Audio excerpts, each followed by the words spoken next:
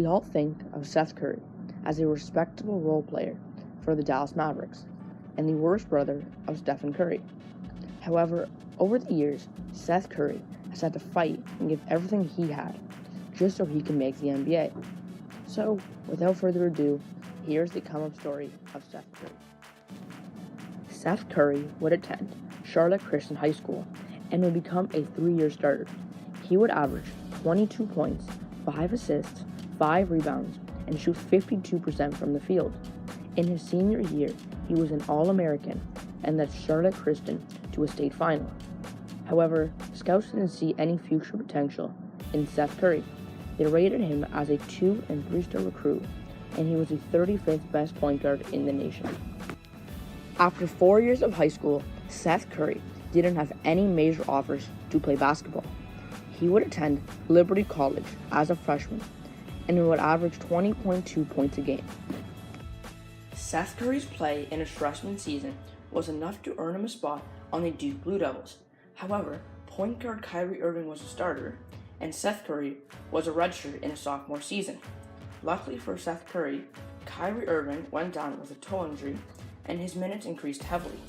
He finished the year by making the All-ACC first team. After Seth Curry's sophomore season, he would declare for the NBA draft. However, his bumpy road began here. He wouldn't be lucky enough to hear his name called that night. He signed a contract with the Golden State Warriors, who were striving with his brother Stephen Curry. They hoped he could show signs of his brother's talent, but they didn't get what they hoped for. He was released after 6 lackluster preseason games. Seth Curry would be acquired by the Santa Cruz Warriors, where he would strive. He would put up a crazy 36 points in his D-League debut and would continue to strive for the next month. Seth Curry would then sign a contract with the Memphis Grizzlies and made his debut a few days later. However, he would be released right after. He would get another shot 1 month later. He would sign a 10-day contract with the Cleveland Cavaliers. He would only play 1 game where he would rack up a measly 3 points. At this time, it seemed like Curry was going in circles. He would re-sign with the Santa Cruz Warriors, the only team willing to play him heavy minutes. Curry would finish this season averaging 20 points and 6 assists in 38 games.